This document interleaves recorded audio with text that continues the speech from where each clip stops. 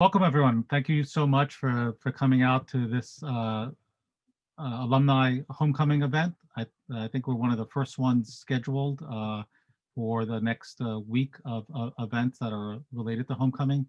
This is the Cecil Showcase, Building Community for Change. And Cecil is the Civic Engagement and Service Learning Office of UMass Amherst, and we are committed to a kind of model of critical service learning and around programs and courses that promote social change. And we're very excited to have all of you here today and have this a little summary of what we're doing today, what Cecil looks like today, to share with alumni, and also have some really wonderful alumni here to talk about the work that they're doing today. So we are going to record this conversation, so we're going to start that in a moment, but we just want to let people know that the conversation will be recorded. So so if that's something that is okay with you, of course, continue to stay with us, and if not, then we totally understand. Of course, you can keep your camera off for the whole time. Everyone is muted. All participants are muted, and throughout the early part of this presentation, we will open it up. We are going to have some breakout groups, and there'll be an opportunity for you to speak then.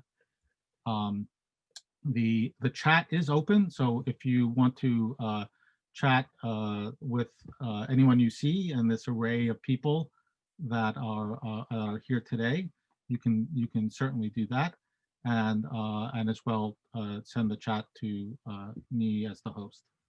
And so I guess I'll start by introducing myself. So I am Joseph Krupczynski. I am the Director of Civic Engagement and Service Learning at UMass Amherst. And I'm also a professor in the Department of Architecture here. I've been the Director of Civic Engagement and Service Learning for about 4 years now, after the retirement of John Reif, who was a longtime director of the program.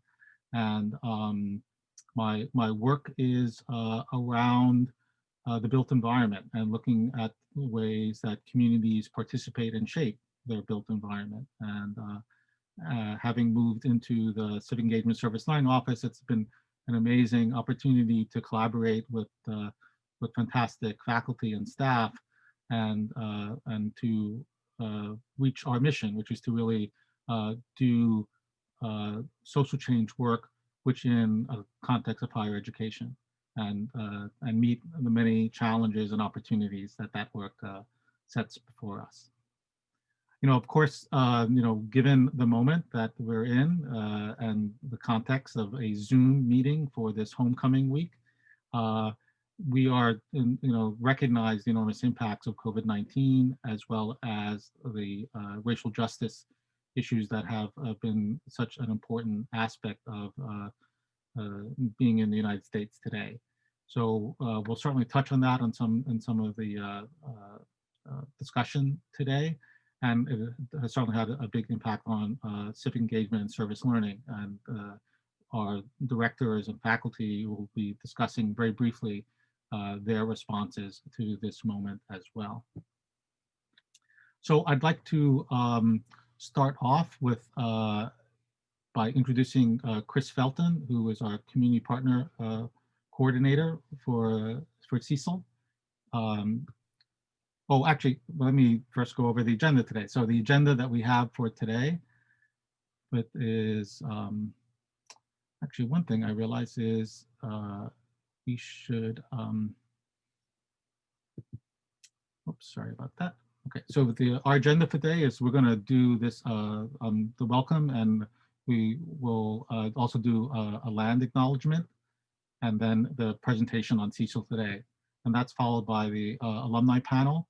And right after that, we'll do breakout rooms to discuss many things that we've heard in the alumni panels. And then we'll do a small closing. So now I'd like to introduce Chris Felton to do an expression of community and care, and who's in the room. Chris? Thanks so much, Joseph, and welcome to everyone. I'm so happy that you could all join us today.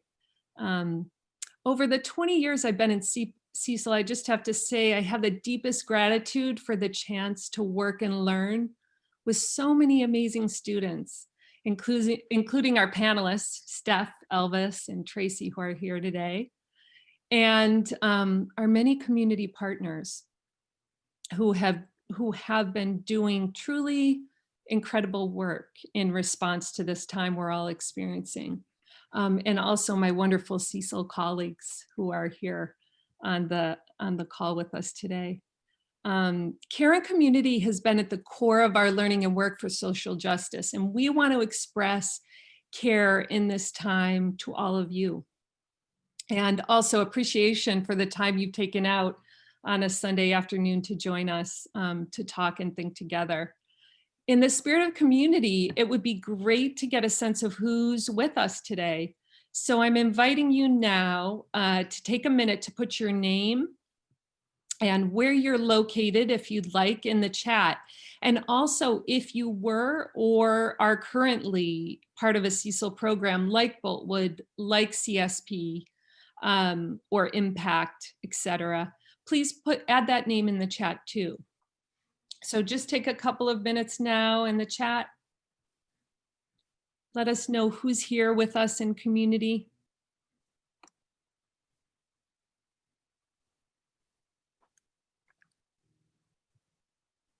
And okay, we can see people coming in, someone from New Hampshire, Arizona, right nearby in Northampton. I'm here in Amherst, where the leaves have begun to change. It's a beautiful weekend here. Thanks, from Greenfield. Community Scholars Program, Holyoke, which is a neighboring community to Amherst, neighboring city. Impacts represented, Impact and CSP. Okay, well, thank you very much, everybody, for sharing. And now I'll pass it to Deborah Keisch, who is the director of the Community Scholars Program and my colleague of many years, who will offer a land acknowledgement. Thanks. Thanks, Chris.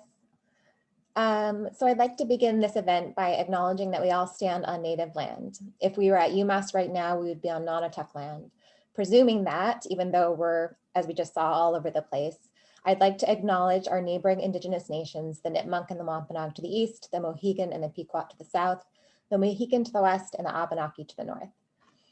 And just a note about land acknowledgement in the spirit of transparency and collective learning, territory acknowledgement is a way that people insert an awareness of Indigenous presence and land rights into everyday life. It's not just about history, but about ongoing settler colonialist practices. For non-Native people, it's not a way to relieve one's role in settler colonialism, but it's a forced reckoning with what it means to occupy stolen land. So land acknowledgement should not stand alone. They're not a box to be checked off, but require ongoing shifts in practices. So it's also about joining in solidarity and amplifying ongoing struggles for sovereignty and survival. Thinking of just a few right at this very moment, the Lakota people who are still fighting pipelines in the Dakotas, the violence being enacted against the Mi'kmaq in Nova Scotia around their rights to fish and local waters, the work of the O'odham Nation along the US-Mexico border, among many more. In Cecil, one way we try to practice anti-settler practices is by incorporating the historical and contemporary realities of settler colonialism, but also Native voices and scholarship into our curriculum. I'd like to place several podcasts produced by Native people into the chat, links to them, which we have used in our courses and are a great way to learn about issues surrounding Indigenous rights and sovereignty. So I'll do that now. And finally, I'd like to give a shout out to a local initiative here in the Valley for anyone who is here or is going to be visiting here. A restaurant in downtown Northampton, Belly of the Beast, is partnering with a group called the I Collective, which is, quote, an autonomous group of Indigenous chefs, activists, herbalists, seed, and knowledge keepers that strives to open a dialogue and create a new narrative that highlights not only historical Indigenous contributions, but also promotes our community's resilience and innovations in gastronomy, agriculture, the arts, and society at large. So right now and for the next few months, you can order delicious Indigenous food from one of the I Collective chefs. So I'm putting a few more links so you can learn more about that initiative and eat also in the chat. There you go. Thank you very much. Thank you, Deborah. Okay, so next we're going to talk a little bit about Cecil today. And so some of you who are alumni may have been part of our programs. We're going to have the program directors talk a little bit about that. But I just wanted to share with you the mission for civic engagement service learning is to inspire lifelong learning and democratic engagement through programs that build the capacity for community, student, faculty, and staff to work collectively for a more just world. So, and we do this by engaging with our community partners in ways that are reciprocal, that we look for the opportunities and ways in which they can contribute to both our curriculum and our course objectives. And the concept of building capacity is really important to us, and for everyone who's participating within our service learning and civic engagement programs and courses. So whether it's community partners looking to build capacity to do change work, or educating students to understand the kind of root causes and the prevailing conditions that produce the need for enormous social change. And so now what I'd like to do is just kind of have some of our Cecil program directors talk a little bit about what their program's on. So I'd like to have Katja introduce herselves and talk about the Impact program. I'm Katja Handurico, and I'm the director of Impact. Once an impactor, always an impactor. It's a lifelong kind of community we are building, and it's a first-year residential academic program. And we moved out of the dorm room into building with courage and patience a postage stamp community, which is very different from what the students really all came for, but with great compassion and with the urgency of the pandemic and Black Lives Matters, our context of what we teach has even become more urgent. And we have found, co-teaching with Terrell James, that the meditation has really become the glue which holds us all together. Taking a deep breath while really kind of exploring our own identities and looking for a new way to serve the community, which is virtually very complicated. And with Chris Felton, we are looking for new ways how we can serve in this time when frontline staff is so much needed and we are not able to do that. And we are finding ways. Once an impactor, always an impactor. And I'm going to introduce Alan Correa, a dear colleague and friend.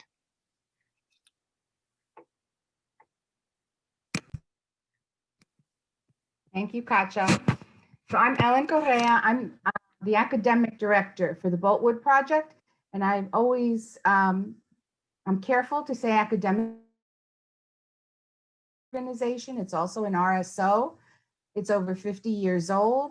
It's one of the largest service learning programs on campus. And, we've had our challenges and our struggles. And I was talking yesterday with the leaders, the 3 coordinators this year for Boltwood, 3 undergraduate coordinators. And we're just thrilled with how the leaders in the program have, just persevered and kept this program going during, it's become a cliche now, right? But this very, very difficult time. And Boltwood is all about interaction. It's all about relationships. It's about having fun, socialization. It's a program where students go out into the community and engage in socialization and recreation with people, from children to elderly folks and everything in between. So we can't do that this year. So I honestly had my doubts. I really worried that this, fabulous program that's been sustained by students for over 50 years would disappear because of the pandemic, and it hasn't. And, if Boltwood is anything, it's optimistic. The students, the leaders in particular, they just were going to make it happen with some of our traditional partners. We have 13 partners right now. We've had up to 17 partners in the past. Some of them did need to drop out or ask for sort of a hiatus because it just wasn't possible to provide these services remotely. But then we've gotten some new partners as well. And one in particular that we're collaborating with Impact on, which is really always very exciting, right? We're all friends in Cecil, and we're colleagues, and we respect and love each other. And often we're in our little worlds, right? Trying to get our work with our own programs. And you know, we have more opportunity, I feel like, in some ways to collaborate this year, which is very exciting. And then the other exciting thing about Boltwood, I feel like there's a change in the wind, a positive change, and it comes from the students. It has to come from the students. It's a student-run organization, but a real wish this year from the leadership cohort to take a more macro lens with Boltwood in regard to disability rights and disability justice. As I said, it's all about relationships and friendships and having fun and meeting and becoming friends with people you might not otherwise ever know, have any opportunity to know. But they're also now interested in looking more at issues of you know, disability rights and disability justice. And so this semester, our seminars have focused on looking at the history of disability rights. And then more recently, our last seminar, we invited activists in the field to come and tell us what they were doing. In our third seminar, we're going to look at how, and this is, again, I'm speaking on behalf of the students, right? But they decided we're going to look at how Boltwood as an organization can take on an issue, a policy issue, as an ally to people with disabilities. So I'm really excited and proud. I've always loved working with this program, and that hasn't changed. It's one thing that hasn't changed this year. So that's Boltwood. And Deborah, you are up next with CSP. Hi everyone. So the CSP is a cohort-based program in which students take 4 classes over 2 years and are supported to do the work of social change through a combination of practicing visioning more equitable ways that society can be structured, combined with a knowledge of systems and structures of power and the practical understanding of how change is made through policy and through community organizing. Students also work with the community organization for 2 years. So they have the chance to build deep and reciprocal relationships. And the partners that we have, they range from those who are meeting the direct needs of community members, as well as those doing advocacy work and power shifting work. And actually, you will hear more from Elvis and Steph, who are CSP alum, about 2 of our new partners today, because this is a very exciting development for CSP that we were able to place current students with alums. So Neighbor to Neighbor and Right Care Alliance are new partners for CSP. Overall, I feel so grateful to be teaching in the CSP in this moment because our content is so deeply related to both the struggles and the resistance that surround us. We get to talk every week about everything that is going on in the world in our classes, and I have been so moved by how every week our students come together with such care and compassion and criticality for one another and for the work. They haven't missed a step. They are building a new way of being and learning together online. And I just feel so grateful to be a part of that. So thank you for letting me share, and I'll pass it on to Chris. Yes, hi everybody. So my name is Chris Nelson, and I'm the academic advisor for Cecil. And so one of my duties as part of that position is coordinating the Certificate in Civic Engagement and Public Service, and also the CivX BDIC. And so specifically speaking about the CEPS certificate, it's an interdisciplinary certificate, and it's a credential that's open to students in all majors. So many students, they earn the certificate when they participate in Cecil's service learning programs, the ones that you've been hearing about, but also some of the other service learning programs that are on campus, multi-semester service learning programs such as Student Bridges. But students can also earn the certificate by taking our Foundations in Critical Service Learning course, and we offer that each semester. And then they fulfill the other course requirements for the certificate. And then in their senior year, they participate in our capstone course, in which they do a community-based project. So I was going to just give one example just to kind of illustrate. Lily Tang is a senior this year. And she started out as a first-year student in the Impact Service Learning Wrap with Katja, and I'm not sure if with Terrell as well at that point. And so this year, so she's a poli-sci and BDIC major. And then this fall, she's doing an independent capstone with the Asian American Commission. That's an organization that advocates on behalf of Asian Americans throughout Massachusetts. So her capstone is coordinating AAC's voting translation project. So what she's doing in this project is voter information has been translated into 7 Asian languages. And then Lily has been working with a wide range of AAC partners to distribute this literature. So the purpose of the project is to increase voter turnout among the Asian American and Pacific Islander community in Massachusetts.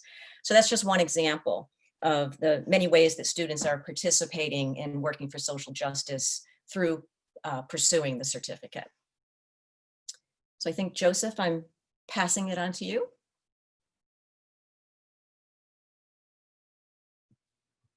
Yes, you are.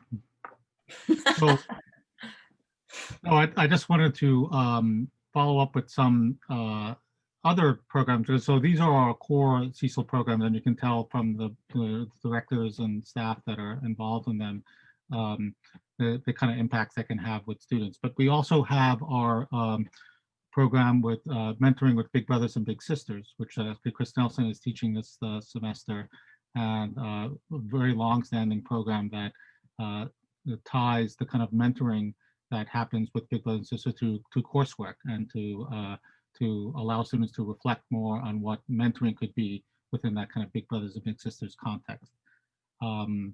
Besides the capstone courses that we have, Chris mentioned one of them, and Ellen Correa is kind of coordinating our capstone courses.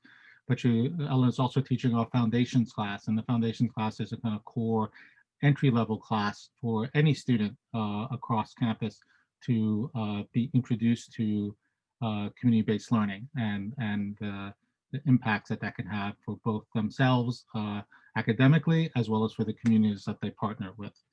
And we also have programs, relationships with Student Bridges, which is also the longstanding organization on campus that's looking at mostly working with students of color and exploring pathways to higher education, and doing really fantastic both programming and courses around that area. And Cecil provides the credit-bearing courses for Student Bridges. And other programs like UAC and anthropology, and Jen Sandler, who we have a good relationship with, and many of those students in the UAC program move on to our certificate program.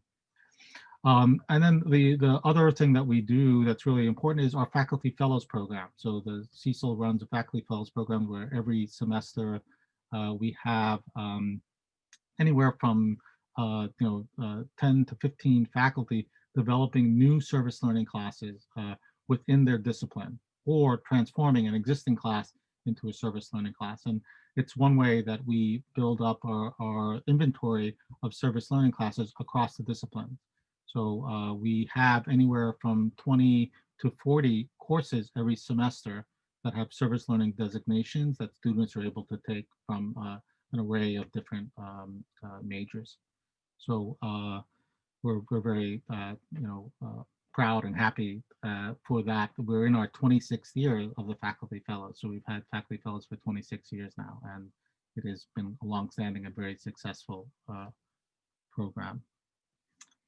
So I think we are going to move on. I mean, we're a small group today, but we are going to move on to the panel. But before we do that, I was actually going to ask Deborah if maybe we can do a moment of a contemplative moment that we can do before we start our panel. Sure.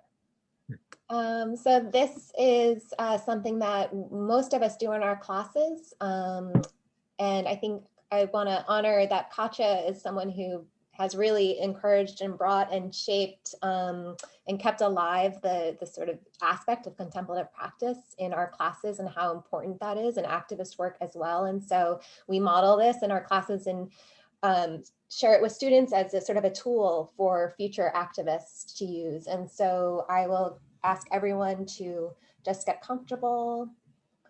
Put your feet, if you can, put your feet on the ground and try to have kind of a straight line between your head and your belly button.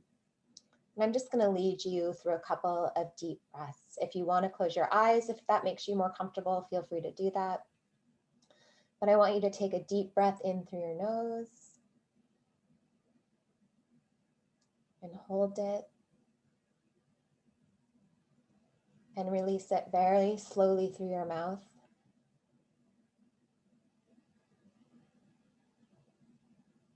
And repeat at your own pace, taking deep breaths in through your nose and releasing through your mouth. And when you release your breath, try to release the tension that you're holding in your body. Release your shoulders. Release your hands. And as you're releasing the tension, bring your mind to this space, to this community, to this moment. And just continue to breathe for a few more breaths.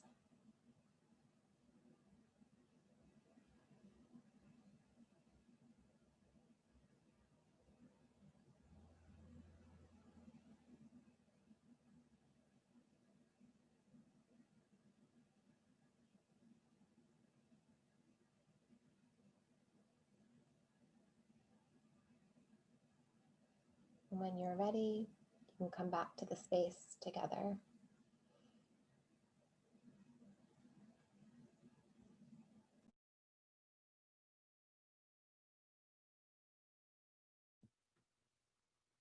Thank you so much, Deborah.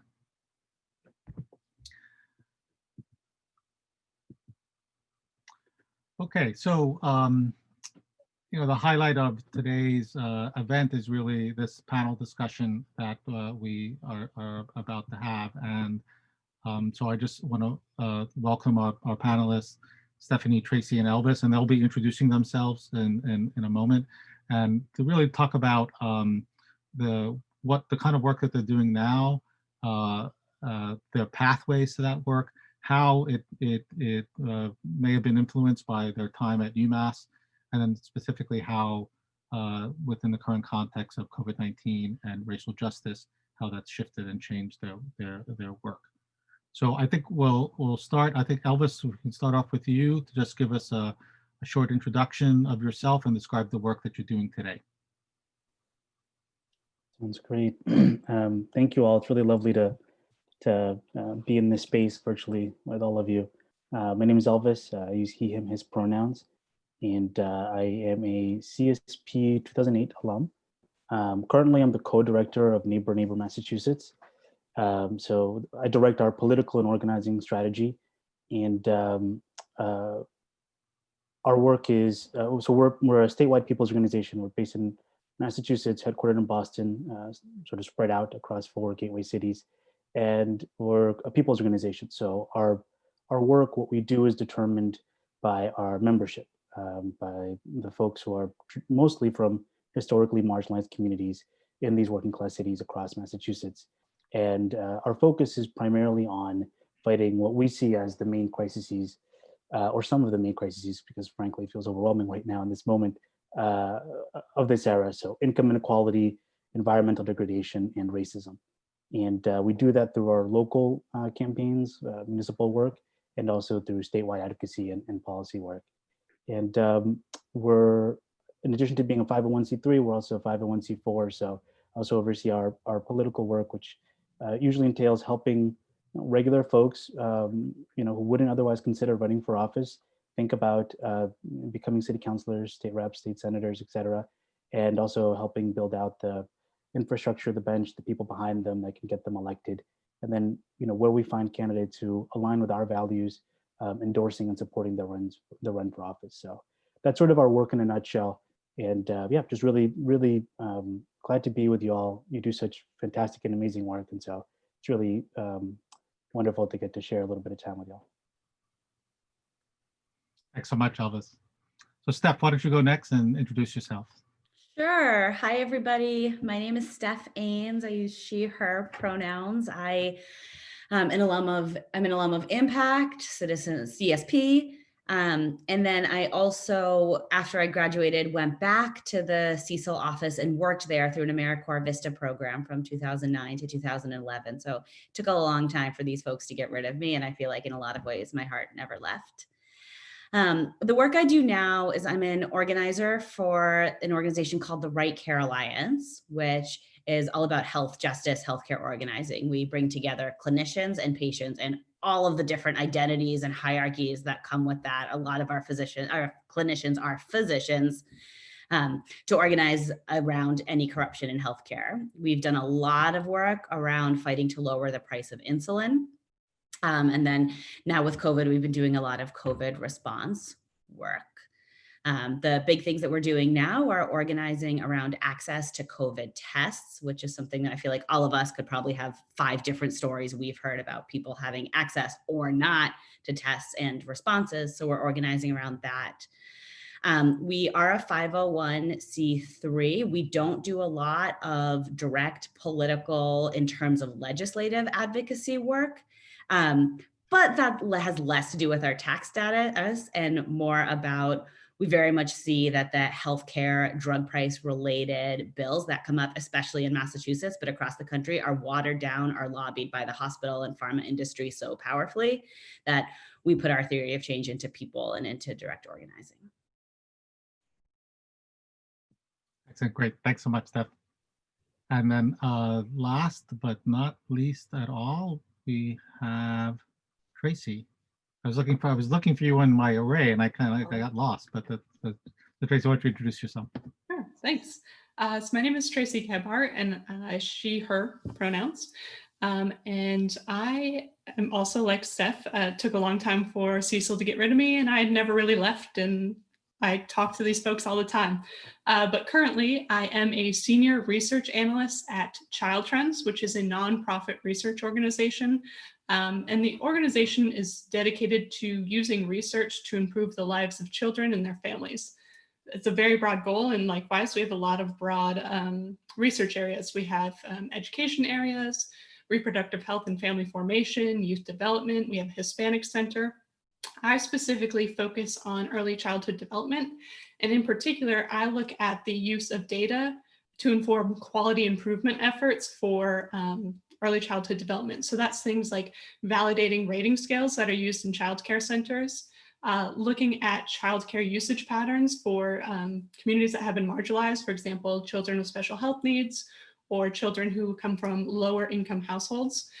So that's my day-to-day is using data to kind of inform policies related to early childhood development.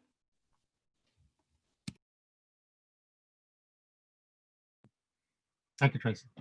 So Tracy, let me start with you with our first question for the panel, the broader panel. So we'll take a walk down that road of your past. And when you were at UMass, what was your major? You talked a little about your involvement in Cecil, so maybe you can elaborate that and which programs that you were involved in. And we're particularly wondering if your experiences at UMass, so either through Cecil or just at UMass in general, how have they influenced your work today, and what has been the impact of that, and if anything, what have been other influences on your work today? Sure.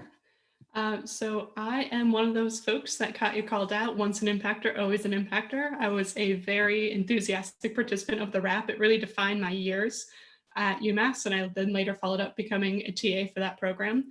I then naturally fell into the Community Scholars Program, and also served as a TA for that. I'm telling you, they could not get rid of me. And I also, when I went to UMass, I not only finished my double degree there, which I did Women, Gender, Sexuality Studies as one degree, and the civics major as my second degree. I did Civic Engagement and Public Health Promotion. In addition to that, I also went to grad school at UMass. I am a diehard Minuteman fan. And in my graduate assistantship, I actually got to partner with Ellen in the Boltwood program.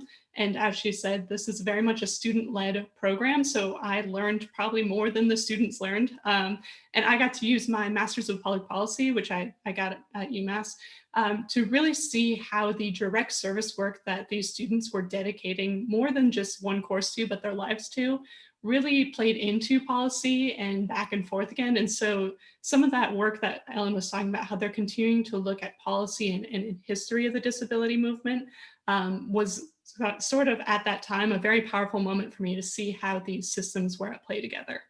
And that experience actually made me think of that was the larger lessons that I learned from Cecil. It was really just a reframing of how I viewed the world. I think John Reif, the former director, is a huge systems thinker, and I never really understood what that meant when he was having me go through these webs of how systems are connected. But now I realize that's really what I was learning, and what I was so drawn to at Cecil is suddenly seeing the history of oppression and systemic isms, and how they play into the need for community service. So that was a really crucial part of my learning at UMass. And it really started to direct me as I left UMass, and I wasn't in the community service learning community anymore. And I started to really develop this passion for research. And I think, Joseph, you spoke to this too with the Faculty Fellows Program, that community service learning and civic engagement are not industry specific. You can be in architecture, you can be in mathematics. And for me to love quantitative methodology, which is such a niche love that nobody really has, and then to really incorporate that systems thinking that I was taught from day one in Cecil, suddenly opened up a much wider world of what I could do with something I love and also help the people I love. So that's kind of my roundabout way of saying how my entire college career, Cecil and UMass are one and the same to me, and how that translated the personal into the political into my career. So I hope I answered all your questions. There were a few in there. I hope I got those. That was just such an awesome answer. I know it was just amazing in the way you kind of interconnected it. I mean, I just had this conversation with some students who were doing some interviews for the Majors Week that's happening this week as well. And, you know, and I had given a presentation in the course, and the student remembered, like, you know, it really struck me. You said that you can do this at any major, and he was happened to be a psychology major, and that is something, you know, the Civic Engagement Service Learning Office is not a department, right? We are by nature interdisciplinary, and the idea is that no matter what your major is, that you can be able to develop the civic lens, civic engagement service learning lens. But that lens really does kind of like, as you pointed to, it's about creating the tools, the practices, the kind of cross-disciplinary understanding of how to make change. And I think that's exciting to hear from you. So Steph, why don't we go to you? So it's the same question is like, what, you know, thinking back at your time at UMass, the programs, whether the Cecil programs or within your own department or major, how has that influenced you? What are the other influences, and to think about your work today? This has influenced me in so many ways. I know that I wouldn't have my love of organizing, my career, or my family without this office. I met my husband in Impact. And so right off the bat, that's this office has impacted me that way. But it's also given us such a language. So is the first class of CSP still called Good Society? Okay, great. So we use the language of good society often in our conversations. We'll be talking about, well, is this something we believe in because it's in our good society? Is it in my good society, but it's not in yours, and I'm upset about that, and now we have to talk about it? Or it's not in good society, but it's a step to get there. So first of all, just having that framework and that language has been so helpful. In other ways, I think reflection, the time to take a beat to reflect, the skills of writing it or having a conversation is a huge thing I learned throughout my time in the programs as a student. And then when I was a Vista, one of the other spaces that I was a history major at UMass, I was very involved in what at the time we called the Save Darfur movement. Now I think a lot of that language is messed up. But I remember a time I had been doing that organizing for a couple of years. There was a Sudanese couple in Amherst that we were doing a lot of work with, and they were in touch with university students in Khartoum who were saying, all right, any American students who want to help, they should come on this Skype call. We'll talk in Arabic. It's at this time in this place. If they don't speak Arabic, don't bother. I don't speak Arabic. And I was so hurt by that because I felt this was something I had poured my heart into for years. I didn't understand, why didn't they want me and any of my friends? And I had people to talk to about that. I had the space to work it out. So I wasn't going back to them saying, no, let me in. I had some ideas about how to process that with other people and to think through that. And then to understand, I don't have the skills or resources that's for this movement. Let me find something else that I do. And that whole journey has helped me so much to find healthcare, where I remember when I was a student and we were talking a lot about our family stories and what brought us. Something I never thought about was that my mom was really sick when I was little. She ended up getting better. When I was 10, my parents were able to get health insurance. My mom got a primary care doctor. And my mom and this doctor are still together now. This doctor's got to be on the verge of retirement, but she hasn't yet. And my mom had a neurological condition that was very treatable once she was diagnosed. When I was at UMass, I never even thought about that. But then years later, I realized, oh, that was such a big part of my childhood. And as I realized, the reason we didn't have insurance was because healthcare is corrupt and insurance is expensive so other people can get rich. Realizing that was what made me realize I wanted to become a healthcare organizer. And so even though I had that aha moment after I left UMass, I wouldn't have gotten there without that. And then the final way is my job right now is literally a series of connections from when I was a student in CSB to people who I met when I was in that class, introducing me to other people, to other professors when I was in grad school, to other friends have gotten me to where I am right now.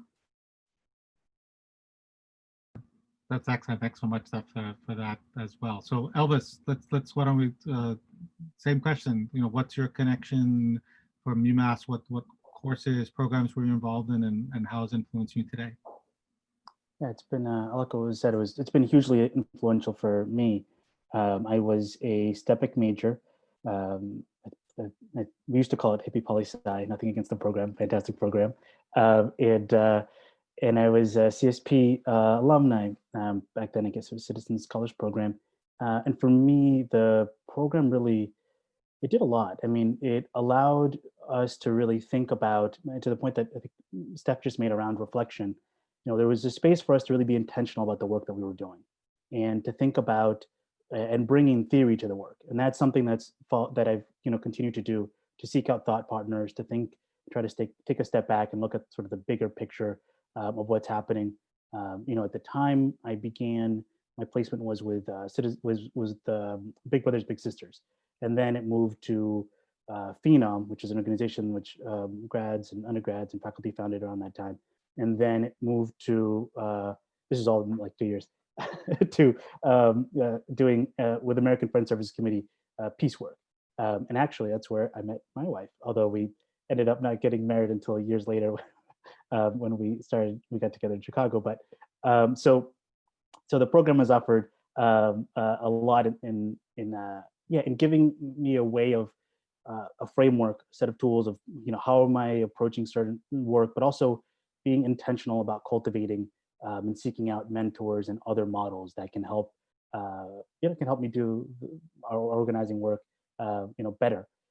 I'd say the other thing that was really powerful about the program for me was the idea that we had an opportunity there to really think boldly and really sort of stretch our political imagination. And that was something that was, strongly, I felt, reinforced. And there just weren't enough spaces like that. And really, in this time where there's, in which it's so difficult and there's so much despair and so much hopelessness, to be thinking about how are we sort of stretching the boundaries of what's possible, but to be doing that in a way that's grounded in community, that's not sort of abstract, but actually that's in relationship with people, that you're in the cities and communities that you're based out of. That's, I think, hugely profoundly important, and that's something that for me really came out of my experience at CSP.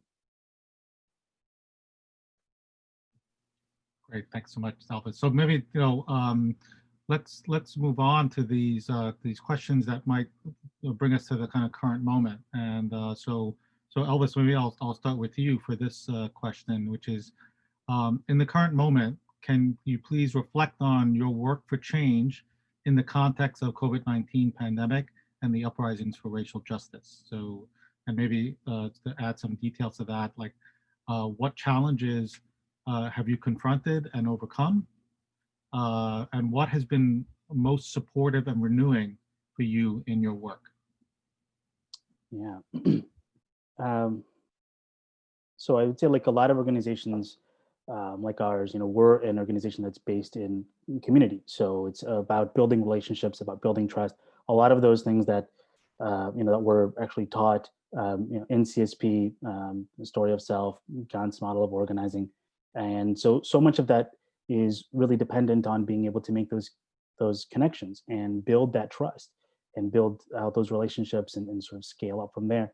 And in this period, obviously, with the pandemic, our ability to hold community assemblies, to hold community forums, just to go talk to someone, house visit someone, knock on their door, not just to get them to sign up to register to vote or to vote for a candidate, but to actually have a conversation around values and around what is it in their lives that's moving them, what's alive for them. That's something that's severely hindered in this moment. And it's been a real challenge for our organizing to be able to pivot, from that model, which is very reliant on being in direct connection with folks, to one where we're doing everything virtually. And so, I think we've all become Zoom experts in the last few months. We've also tried to, add to our toolbox different digital tools, texting, moving deep canvassing to deep phone banking. So having some of the same organizing conversations, similarly structured, but adapted on the phones, and then trying to find different and innovative ways to engage folks and to keep their interest, despite the fact that we're unable to actually be together. How can we create that sense of community and develop a certain level of emotional space and vulnerability, given that I think we're all, feeling stretched and feeling tremendously, just overwhelmed by sort of crises after crises in this moment. So how do we also creating that space for folks emotionally to come together, to think critically, to analyze and make sense of what is ahead of us and what we can do about it, where our agency lies. And so those are some things that we've been sort of grappling with and trying to confront and think about. I would say in terms of what's supportive and renewing, I really appreciated the grounding sort of moment that we had at the beginning. I think it's tremendously important to have spaces where we can tend to the heart and tend to ourselves, tend to sort of what our own neurosis, right? And tend to the way that these systems of oppression are, yes, having a very sort of real material impact in our communities, but also emotionally what they're doing to us and to our mental health. So having a daily practice of sitting and being able to reach out and still create these spaces with some of our members where we can talk and think critically about what's happening. Those are ways that I find nourishing, despite everything that's happening at the moment. Great, thank you Elvis, for sharing. Steph, so same kind of question. What's your reflection looking at this current moment, both the pandemic and racial justice? How has it been affecting your work? I don't have a ton of answers for that because we're still so much in that. The biggest way, so as a public health organization, we shut down very quickly in terms of moving everything to be remote. Our members are pretty much either clinicians themselves, or either their patients or their close ones who they live with are at very high autoimmune risk. And so we very quickly realized we could not do anything in person anymore. And so then what that meant as the summer came on, as COVID kept going on, as Black Lives Matter actions, uprisings were happening across the country, on one hand, we just said, all right, any of our members who can go and show up in person, just go to these actions. We're figuring out what impact that has on us and what this means for our organizing. We had started 2020 with a plan to organize around surprise medical bills, which would have meant a lot of work about just going to hospital billing offices and waiting rooms and just talking to people. And so once COVID hit, even though we knew that hospital bills were going to get worse, we knew we couldn't do that kind of research anymore. And so we spent months trying to figure out, what does this mean for us? We are an organization that we have pockets across the country, but we're spread out. And so we were realizing, all right, mutual aid is such a local thing that's happening. We don't need to recreate mutual aid. We realized that what our members needed was around confusion and loneliness. There was so much COVID. I mean, still information coming out, and it's so hard to keep track of that. And we have members who are epidemiologists, but also just know how to talk to normal people and know how to not talk in science. Some of them only talk in complicated science, but some of them really know how to walk that line. And so we've had a number of town halls or other online education sessions to explain, well, this article just came out and this is what it means. We don't know what this means yet, but this is what we understand it to be right now. And then we also started having a lot of online, we called them coffee hours. We did some online vigils for people to get together and talk about loved ones they've lost, or even just talking about things that have changed, or when someone couldn't go to graduation or a sister's wedding or whatever it was. And then now we're starting to organize around access to COVID tests, which is a direct result of the pandemic that we would not otherwise be doing. Oh, and then the kind of the nurturing nourishment question. It's hard. I struggle with that. I think the biggest thing for me is when I have one-to-ones and I'm talking to somebody and really diving in and sharing my story and hearing theirs and talking back and forth, a practice that I first learned in CSP. That's, I think, is what gives me the most strength, is seeing, from my perspective, more people getting involved, seeing the corruption in healthcare and getting involved about it and wanting to do something about it. Great, thanks. So Tracy, so question, looking at this moment, what's been, very impactful for you? What's been supportive and renewing for your work in general? Sure. So as I mentioned in my introduction, my research organization focuses on improving the lives of children and their families. And I specifically work looking at the quality improvement of childcare, which just exploded a whole new realm of research in relation to the pandemic. We started to look about, what does quality in care mean in the face of this global pandemic? How do you keep children safe and educated and stimulated? But also, how do you keep childcare workers safe? How do you keep families with childcare coverage and their jobs and feel safe and feel okay about the choices that they're making?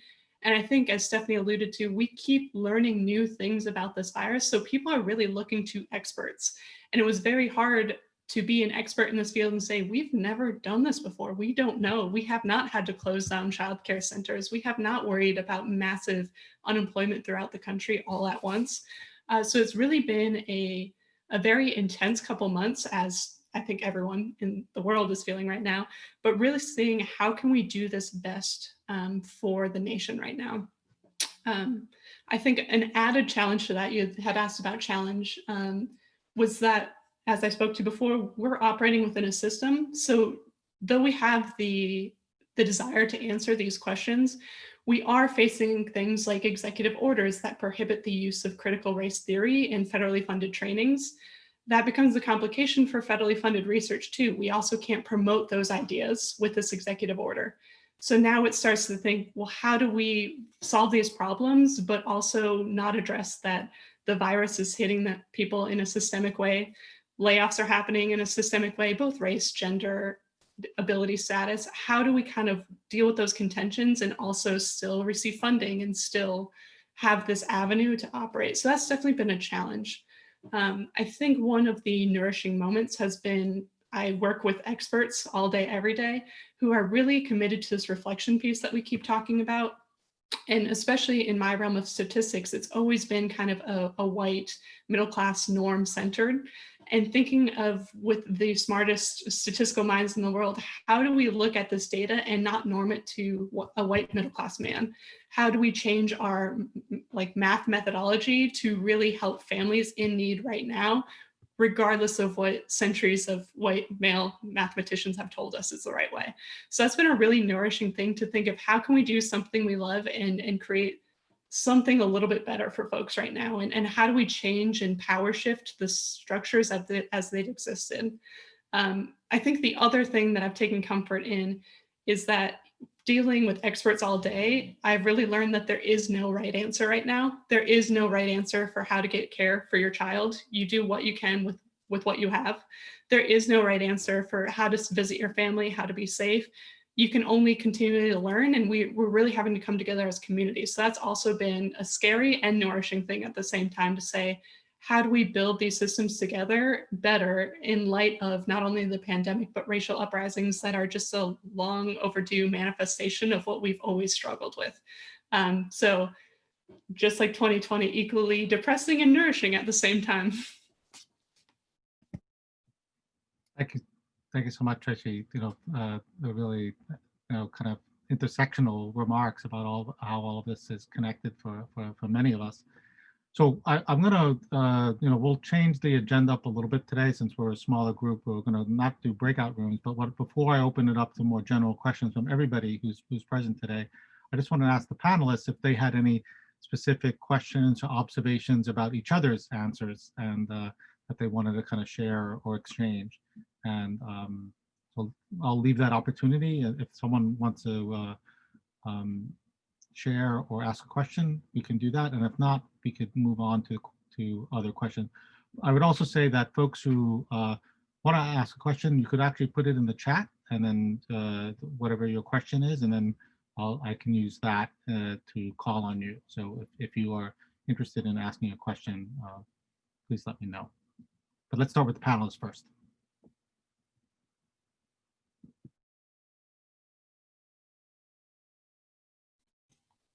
I had a question for Steph. In your work, I know I have read a lot about clinician well-being throughout this time. Does your organization address that aspect at all? We try to, and then the physicians and clinicians are too busy and overwhelmed, and then the rest of us say, well, we can't do this for you. We were also in January and February starting to organize around working with the doctors in our network around physician burnout when COVID started, which was just the worst time to do any of that. So it's something we talk a lot about, but we don't really organize much around. And what's so hard about that is that there's so much of talk, and I think this is probably too around burnout self-care stuff across the board, that just meditate for 5 minutes and everything is going to be fine. And so we really want to fight up against that culture, but right now are at a loss for how to do that.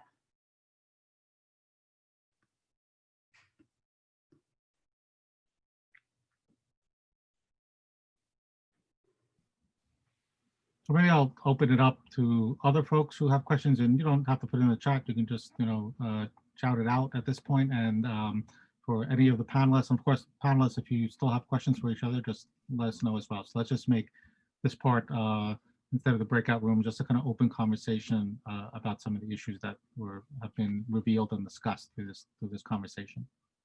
I see Bob's hand is up. Well, I think you can see visibly, I'm probably the oldest alumni here. I go back to 63, so, and I haven't been on campus very much because I haven't been in this area until recently. We moved back in this area. So I thought I would drop in and see what's going on with this homecoming online, which I think is a great idea. In terms of the subject matter, I'm also a very active Rotarian, and I'm a member of the Rotary Club. I've been where we lived before, and I am here as well. And this year, Rotary has a major initiative on equity and diversity. And some of the things that you've been talking about really touch into that area. And so my question to the panel, I guess, and to all of you is, in addition to the studies that you're doing, are you reaching out to organizations like Rotary and others that can help you to actually create reality from all of this information that you're so effectively gathering and using, so we can make it real, make it more practical in the communities? In other words, creating partnerships. Great question, Bob. Any of the panelists want to pick up on it? Sure, can. We are with some organizations. We welcome more. I'm not working with Rotary right now. Bob, I'd love to chat with you about that if you or other friends would be interested. It's for us, it's a lot about capacity. We're really small. I'm the only staff. And so is there an organization we've talked to before? And most of the time the answer is no, but it's not intentional. It's just because no one's gotten there yet. I don't happen to live in Amherst. I'm in the next district over in the Worcester area. I live in the Brookfield Hills. But I'm sure we could put you in touch with people in the district that serves Amherst in that area for sure. But if you're also, this is, I know probably centered in Amherst, but you might be reaching out to I think Elvis mentioned the big cities. So perhaps you're reaching out to more communities within the community. And in that case, I could put you in touch with a lot of people that might be very interested in what you're doing, frankly. Great. Yeah, we're across the state. We're also a little bit across the country. So definitely not rooted in Amherst. That'd be great. So I think panelists as well as visitors can feel free to put your contact information in the chat, and that's one way that people can kind of follow up afterwards. So just add to that and say that, yeah, we don't partner, to my knowledge. I don't have partnerships with Rotary clubs, but would also love to connect. Yeah, I think for us, being able to, we're also a small organization and we're spread out across the state. So to be able to partner with other groups, faith-based groups in certain cities, tenants associations, community economic development centers, et cetera, it's just core to the work that we do, because otherwise we wouldn't be able to get much done. Anything from, sometimes even a small ordinance takes a coalition of folks to get across the finish line. So for us, being able to, find folks to partner with that, maybe their organization has a base of folks that overlaps or exists sort of outside of our core membership. To us, that's a strength, that's an asset to be able to identify those partnerships. So I'll also drop my info in the chat box. But yeah, thanks for the question, Bob. If I might, I just add to that the possibility for connection might be closer than you think. There's probably a Rotaract club on campus there in Amherst. Many colleges have them. And so they are basically young Rotarians. And so it's very likely that some of these people, and it's very possible you could start with that and then reach out beyond that as the opportunity presents itself. As I said, I can make contacts available to you if you're interested in pursuing that.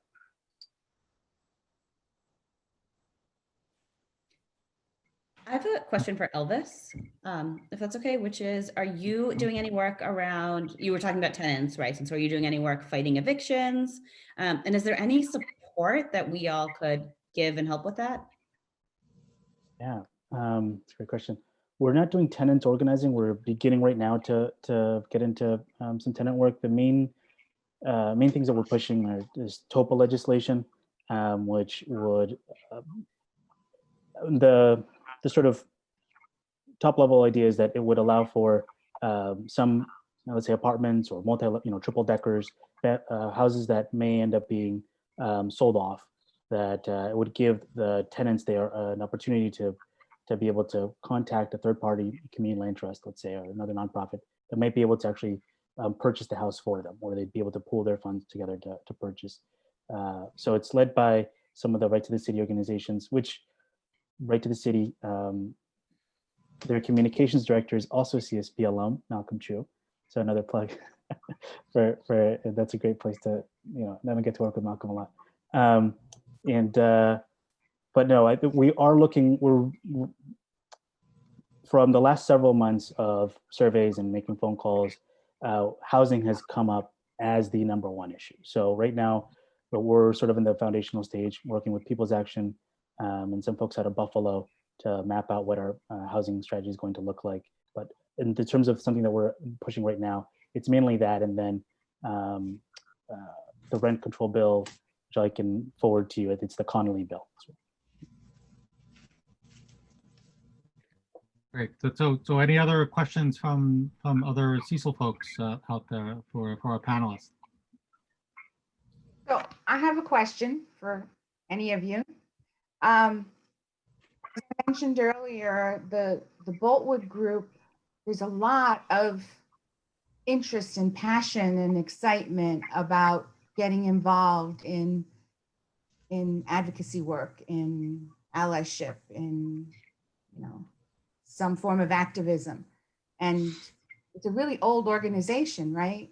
Student run, and it's not what the organization has been about. So I'm wondering if there's if you might have some, some suggestions, some resources, some references. I mean, one of the things I was just sitting here thinking, this is so fabulous. This organization has some money, because they're an RSO.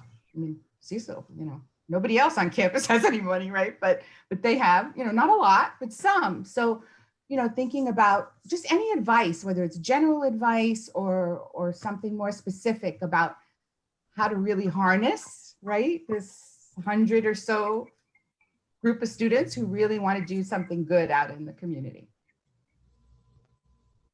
Might be too general of a question, but.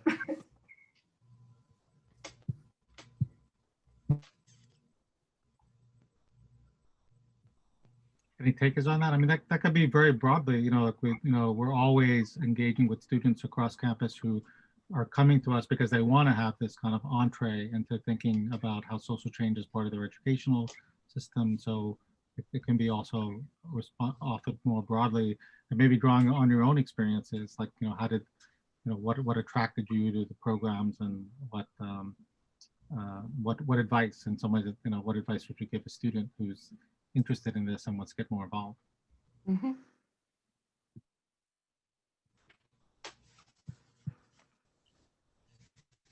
I mean, I'm thinking about Joseph Stoker, right? One of the service learning scholar who talks about civic engagement should only be about community organizing, right? About making positive change, not about necessarily addressing, core needs or whatever, right? So. Well, I think, Tracy, in one of her responses, mentioned. And he talks about service learning program who is hire an organizer to come in and lend their expertise and get the work started. And it's just, it's not very clear. Ellen, you're breaking up a little bit. Yeah, Ellen, you're go on the phone. You're breaking up a bit, so your question is partially there. But what I was going to follow up is that I think, Tracy, in your presentation, you talked about that connection between the rec service and. So I'm not asking the question very well, but just, I don't know. No, I think it has more to do with internet connectivity. Ellen, I'm sorry that we couldn't hear you because you were coming in and out of the conversation. But we heard a little. If she shuts her video off, then you can hear her. Yeah, Ellen, maybe that'd be a good I'm idea. gonna text her. If you can shut down your video, that'd be great. But Tracy, I'm just gonna maybe throw it to you, because I think you actually made that observation. Sorry. And that was one of the things that that I wrote in my notes that I thought was really important. That because we all often talk about that at Cecil, right? There's the direct service opportunities, and there are we talk about it as a spectrum of ways that students can work, from direct service to activism, right? And policy is somewhere in there as well, like somewhere in the kind of mid zone. So maybe that might be one way to kind of respond to Ellen's question. Yeah, I paused before answering Ellen's question because I think it's a good one and a very deep one that I'm struggling with. And I think, taking it from my experience as a student who had been in these programs, it took me a long time to realize what activism is and what consciousness raising is, and how are they different and important in different ways. And so Ellen's question of how do we move folks to action and what does that look like? I think my first thought is activism can take 100 different forms, and it doesn't need to be the traditional way. I think the three panelists today, we've all made very different careers, but we have all been grounded in the same theory at the end of the day. And I think that makes for a good partnership, which Bob spoke to, that these are all ideas that we share and we come with a common ground.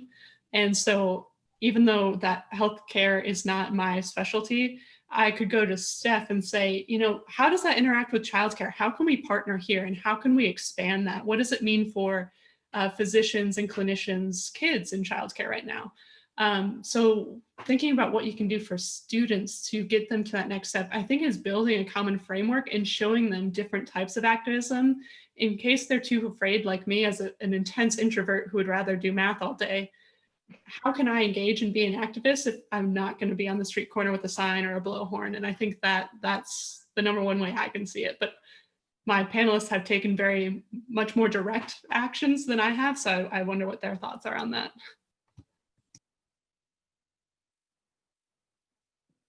Great, thank you so much. So I think we have time for one more question and one more round. So if there's someone who hasn't asked a question yet today. I see Kath's hand up, Joseph. Kathleen. Thank you. I'm going to stop the video so you can, hopefully you'll hear me better. Elvis, Okay. you're talking about the working class cities and talking about the housing. And yes, we need the affordable housing. Are you doing any work on, over 50 years ago, I started working on livable wages, and I'm not talking about a minimum wage. In New Hampshire, you need $24 to $26 an hour to afford to live in the big city of Manchester, New Hampshire, and all the conversation is all about minimum wage workers. Are you doing anything working with organizations, companies, trying to get people to be able to earn a livable wage and support themselves? Yeah, that's a great question. Right now, also I'll talk about work that I'm doing currently and work that I've done in the past. Currently, we aren't leading any living wage work. The way that living wage work has sort of intersected with our work has been by pushing forward with different development projects. So, in Worcester, we've been part of the Worcester Community Labor Coalition that's been pushing for the jobs that are going to be created from that ballpark to be living wage union jobs. Similarly, in Springfield, we were partnering with the Carpenters Union to make sure that that they were able to pass an ordinance that made sure that more women and folks of color were contracted for construction jobs that they were they're going to happen in the city, and those jobs would be living wage jobs because they would be through the union. But it's I think it's a tremendously important issue because so many of our folks, I mean, what we've noticed, and as I was saying in the conversations around housing a lot of times, is that for a lot of folks, it's really that their incomes have completely dropped, or that they're just they haven't really they've been making so little money, and because it's a part-time job, because it's a gig, because it's been flexed out, etc. All these different tools that supposedly make employment more flexible, but actually end up, in my opinion, sort of screwing the average worker. And so we've noticed that's a huge part of why for folks they're experiencing this housing crisis, because their incomes haven't caught up with the pace of rent increases. Before coming to Neighbor to Neighbor, most of my work focused on organizing workers, and it was primarily low-income, undocumented workers, temporary workers, formerly incarcerated workers, and in a worker center, so sort of not a union context, but trying to win code of conducts, bill of rights for workers, and a living wage has to be part of every workplace fight, because it's elemental. That and the right for folks to organize are just they're doorways to be able to do so much more. Great, thank you so much, Elvis. So I think we're going to close, and maybe maybe we'll end a little bit early today. But I did want to have one opportunity for each of the panelists, if there's any kind of closing comments or word or messaging to folks that are here. I mean, this is being recorded, so we'll actually have an opportunity to share. I think it's just such amazing insights and information for students that are interested in this work, as well as for folks in general, just to understand what the impact is for engaged learning at UMass, and its impacts once someone leaves to become an alumni of this institution. So any final words? I know, Steph, I know you put something in the chat in response to Helen's question. If you want to follow up on that, that's great. Or if you just want to kind of share some final thoughts. Why don't we start with you, Steph?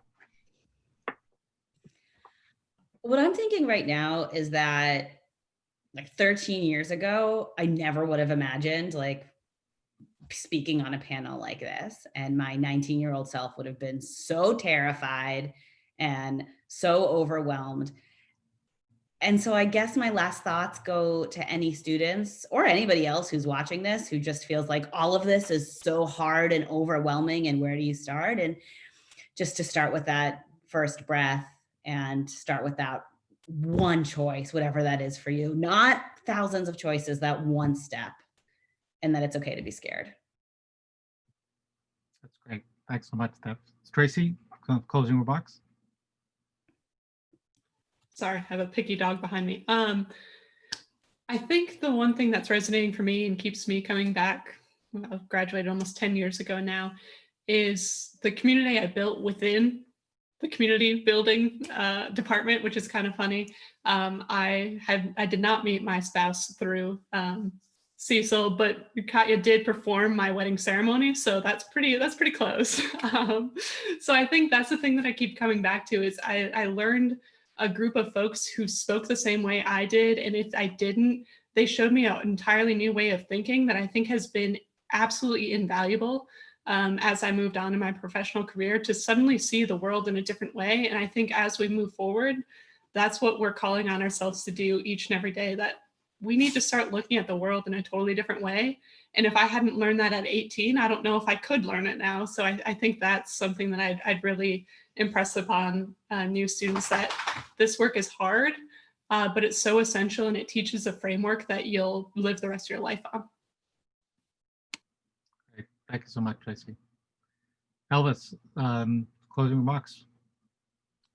Well, first, I'd just again like to say thank you for the opportunity to connect with you all. It's such a pleasure to see you all, and some folks haven't seen in ages, so it's really great to get to chat and to hear what everyone is doing.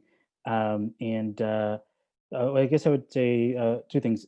One is sort of connecting back to Ellen's question, which is, I feel like 100 students could take over the university, and we say that from personal experience. Like 100 students could do a lot. Student Bridges, that project was started with a handful of students. Phenom, same. I mean, there's all these organizations that it really was just a core dedicated group of students. And so, I think folks organize where they're at, where the issues are that they're being personally affected. So I would say that there's potentially fertile soil, just kind of looking inward and seeing what feels important for the folks there.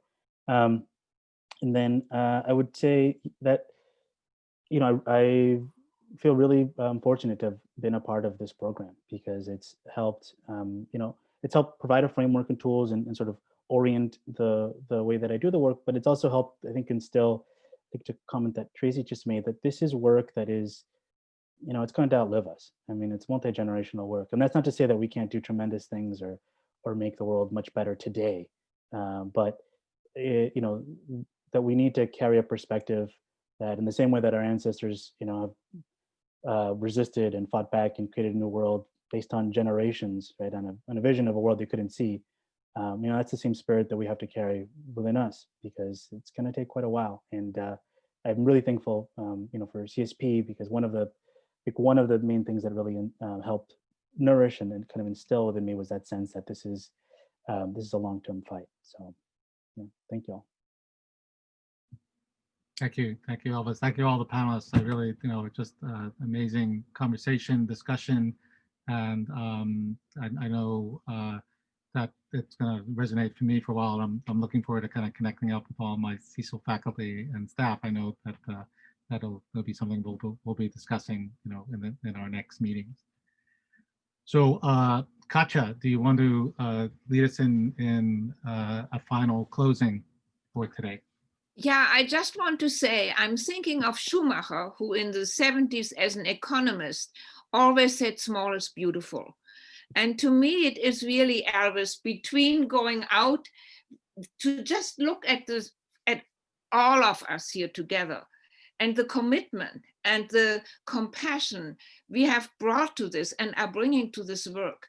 And as we are going into really complicated times, even more complicated than they are now, I just want us to focus on small, and if we are together and can build community, that we can go out and bring our own spirit with compassion and fierceness. I always call for fierce compassion, not to give in. And so I just want us to have a deep breath and looking at the sunshine And how can we bring that sunshine in us out in these difficult times?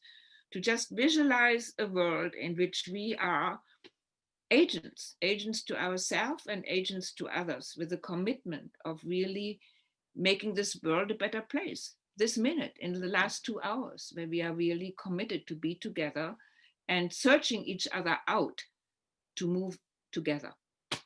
So a deep breath out. And thank you.